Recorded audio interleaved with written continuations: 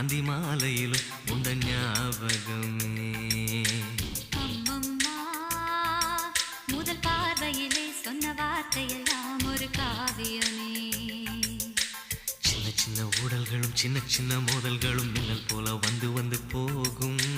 முதல் வந்து உடல் வந்து முட்டிக்கொண்ட போதும் இங்கு காதல் மட்டும் காயமின்றி வாழும். இது மாதங்கள் நாட்கள் செல்ல